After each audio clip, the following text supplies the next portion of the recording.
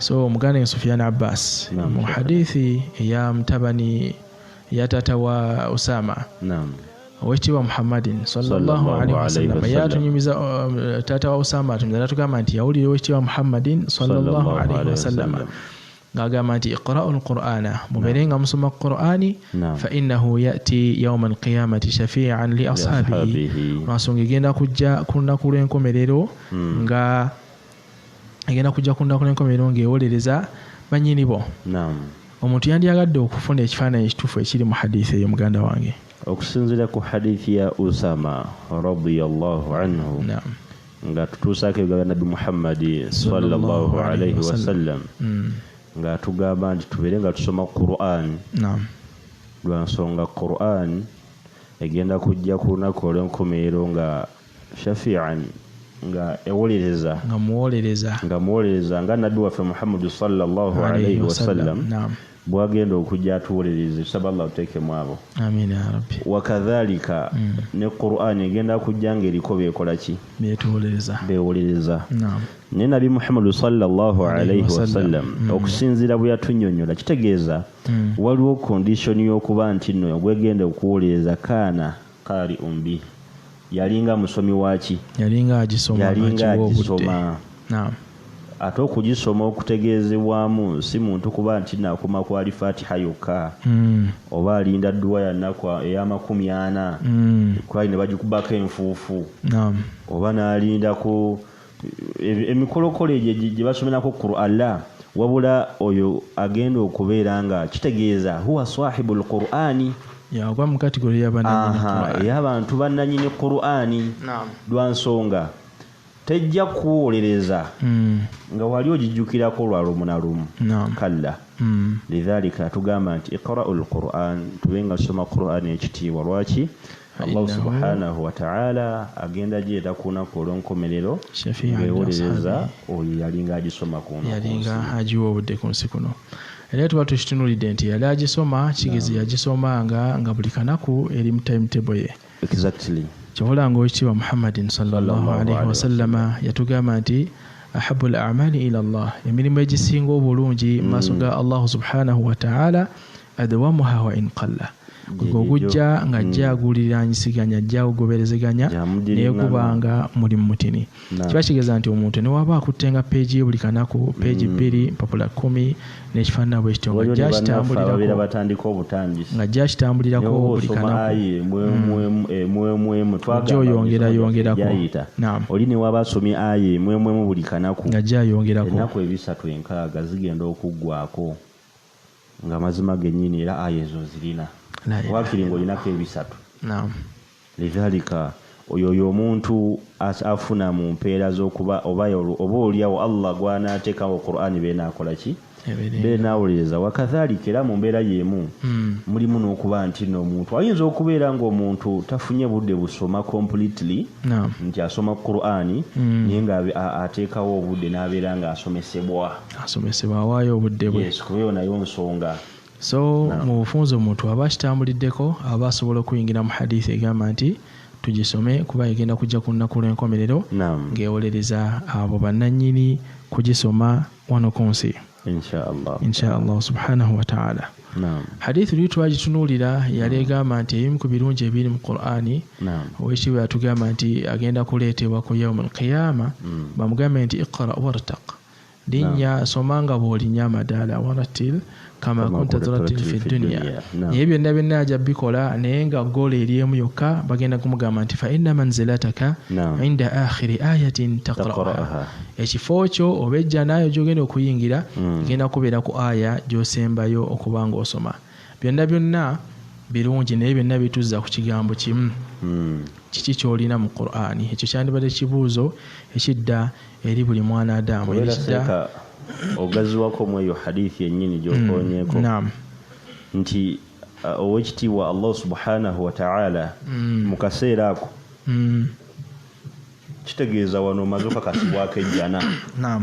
era oli mu bantu ba mu jjana naye olw'okuba however much ejjana ekakaseeko kati wano challenge wejjira ogenda yingira jjana ogenda koma ku jjana ki kiringanga yoba nakuwa tiketi ya hotels zi 5 star naye nazo zennyini mulimu ezijja zisiŋŋana bwe kiri kusinziira ku nsi gy'olimu n'okusinziira mu state gy'owangaaliramu. Kati ogenda kulonda tiketi ki ku ezo 5-star hotels z'ogenda okuyingiramu. Ogenda kuyingira jjana ki mu jjana zonna eza Allah ze yateekawo. Kuba kati sega kyoleese kiringa tifufaano mu nsi ofunamu akasente osobola ogiyingira naye ogenda era kiringa bw'onalaba ennyonyi bannaffe batambulira mu nnyonyi first class economy n'emigugu gye bagitwalira. Kati kisinzira kikaba kitegeeza ogiyingidde yijjana kati olinga agamba nti naye akasente kaneeno kekakulinyisa ki olinga agamba nti n'abagendera migugu naye agamba era nagendedde mu nnyonyi era butereevu era batuukira kumu neyagende mu first class naye ogenza otya kati jjana ya Allah jjana ki gy'oyingidde nga buli jjana eri waggulu esinga ginnayo egiri wansi maana gy'okumugenda waggulu gy'okumufuna jjana ennungi kweyo kyennyini Allah subhanahu wa ta'ala kuwa ekiwa Nabi Muhammad sallallahu alaihi wasallam atugamba nti tubanga tusaba ejjana aba tumusabe Firdaus kuba yesinga naye kyewuunyisa nti oyinza obbanga Allah subhanahu wa ta'ala omusaba Firdaus naye nga naali Fatiha togimanyi togitereeza. Allahu akbar. Ate okusinziira ku hadithi etugamba nti lwa nsonga woonaakoma okusoma ogenda okubeera ng'okoma ku jjana olaba bw'osoma n'ogwa kabalaza. Allahu musta'an. Samu nga bere nga atwanguliza Qur'an. Amina rabbi. So baganda banga balungi tugyekwateko egenda kujja ng'etuwolereza ate gye tunaako mu gisoma aya z'okuma okuba nazo mu mutwe n'essuura liddaala ly'ogenda okuba nga otuulamu ku lunaku lw'enkomerero inshaallah. Mu hadithi endala ze twasomanga nga tukyali bato mu hadithi olwegamba nti wamajitamaa qaumun tebasobola kubanga bakuŋŋaana abantu fi baitin min buyutillah muzimu ku nnyumba za Allah tusobola okufuula ennyumba ya Allah mu mbeera ki nga tugisaliramu nga tugifudde masjid yatluna kitab Allah nga basoma ekitabo kya Allah subhanahu wa ta'ala tutegeeza mu Qur'ani wa yatadarasunahu bainahum era nga bagyesomesa mu mbeera endala bagisoma mu tafsiri tajwidi n'ebisigadde byonna natugamba nti illa nazalat alayhim as-sakina okujjako nga Allah subhanahu wa ta'ala agenda bassaako ki obutebenkevu wa ghashiyatuhum ar-rahma bamalayika zizzi beetooloole nga ziri awo ziri nabo وغشيتهم الرحمة الله baseeko okusaasira وحفتهم الملائكة malaika zijje zibeetoolole zibeere nabaawo nga bali mu kusoma naye ekikulu kyonna kye twagalamu وذكرهم الله في من عنده Allah agenda kubeera nga aboogerako nti abo abantu Allahu akbar. Aye tumanya hadithi y'ekitibwa Muhammadin sallallahu alaihi wasallam nti Allah aba yagadde omwana Adamu oba omuddu ayita ebiri mu nsi yonna ne mu ggulu n'abagamba nti fulani mwagala nabo ekyo mukole ki mumwagale. Kati Allah okwogerako kya bbeeyi nnyo tetulina kye tuyinza kigezaako kirala kya bbeeyi nnyo tetulinayo muntu atayagala kubanga Allah amwogerako tetulinayo muntu tusimanyiyo omuntu ayinza gamba nesaagala Allah abe nga tanjagala Katonda aleme kwagala taliyo kiba kitegeeza nti bwakwagala agenda kukakaballa bonna bakwagala. Hadithi eyo yennyini kubeera etulaga obusukulumu bwa Qur'an n'obulungi bwayo kuba mwakafaananyi nga malayika zitubise bawaaziro byazo. Allahu akbar. Wadde batuziraba nga toziraba kubanga nahnu nu'minu bil ghaibi just take away imagination nga malayika zijjidde ebiwawaatiro byazo tutudde mu muzikiti. Thaniyan nabbi kyagamba nti Allah abassaako obutebenkevu omuntu n'abeera mutebenkevu alladhi yaqra'u al-Qur'an omuntu asoma Qur'ani haqqa tilawati mu butuufu bw'okugisoma ng'agiwaayo akadde sekanyagala oneegattekera okkirize nti abamutuma inu abamutebenkevu mu mbeera ze aba n'embeera gye yeewuliramu nga yanjawulo kubasigadde. Lwansonga Qur'ani ye nga ya Allah subhanahu wa ta'ala tugamba nti shifaa ddyo nga ddyo ddagala nga yetwabira mu nnundi gyayita naye waneno eno sakina buno obutebenkevu Allah bukuteeka mu mutima n'oba nga tolina kuwankawanka kwa riziki. Allahu akbar. Abasajja baneeno lwaleero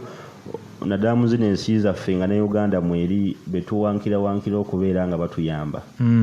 mwana wattu basinza nnyo Allah subhanahu wa ta'ala era mu kumusinza nnyo Qur'ani yekulembera mu byonna ebisigadde byonna bikola naye waba okyakulembeza era bano abasajja betukoppako Basudaisi Bashuraimu n'Abahudhaifi basajja hum aghniyaun basajja bagagga naye bategeera qimatul Qur'an seka olwaliro mathalan nkuwa example nti bo bagitegeera olwaliro mu Uganda yaffe omuntu abeera n'ebitundu bye byakwata mu Qur'an byasaazisa abantu nga bigwawo nga biddingana era nga newaaba ali mu tawuni ng'agenda kusaaza kyali wajjala tatunula na mu Qur'an newaaba agirina ekitali kibi naye abasajja abo esola gyagenda osaaza wagenda okusaaza amala kutunulawo kitegeeza madhalika ng'amanyi n'okusinga ate ffe naye amala kwetegerezaawo kati n'okusoma kwenyini kwe basoma mulabira ddala ng'ekintu kyasoma akijja mu mutima eyo sakiina Allah omuntu agimuwa n'abeera mutebenkevu ku mutima saba Allah abeere nga atugabira okusoma Qur'ani eyo Allahumma amina katukubiseemu ekifaananyi yenna atulaba ye teyandiyagadde kutuulako mu kifo kati abaafuna ku chance ne batuulako mu hilaqi dhikr ne batuulako mu halaqatul Qur'an ne batuula tusaako bwe twateranga okukola buli omu atudde n'akatebe ke teri kisingeezo mwenna musoma oluusi otuula n'osooka n'osiriikira n'otunuulira nga buli omu ekintu kyaliko mwenna muli ku kintu kimu kati n'okubisaamu ekifaananyi n'ogamba hadithi eriyo ekiba Muhammadin sallallahu alaihi wasallam yagambira nti mwenna mutudde wamu muli mu kusoma Qur'ani n'okubisaamu ekifaananyi malayika tuzza naye n'okuteekamu ekifaananyi mu mutwe nga zibeerawo okitegeera weeziri zibalaba okusaasira kwa Allah kubakkako mwenna muli batebenkevu buli omu asoma n'asoma mu ddoboozi liryo n'asoma liryo gonna amaloboozi malungi embeera eyo twabeeranga ku marukazi nga muyinza obeera abaana nga 100 mu masjidi n'owulira omuzinga nga gufuluma Allahu akbar toyina aya gy'owulira nti yeeno mu buterevu bwayo nti evuddeko eno naye just sound eyo yokka omuntu oba ogimanyidde eba erina kyekuteeka mu mutima Allahu akbar okimanyiko seeka nga okumanya nga Qur'ani fihi sakina mulimu okutebenkera kw'emitima gyaffe ng'obeera awo nga bikubye azini nga you have stress n'ogenda mu masjidi n'ofunako webali mu kusoma n'owunzika bw'otyo omutwe ogenda ovaawo ng'oteredde n'okakkanirako Allahu akbar saba Allah abeere nga tuteeka mu bannannyini Allahumma amina ya era abagisoma era abagitegeera era Allah atuwe empeereezo nga amina ya rabbi nzijufu amin abatasobodde gifuna atuweeko portion gye tusobola okufunako ne batabani baffe ne bwala baffe Allah abeere nga agibassaamu n'omulembe ogunajja biiznillah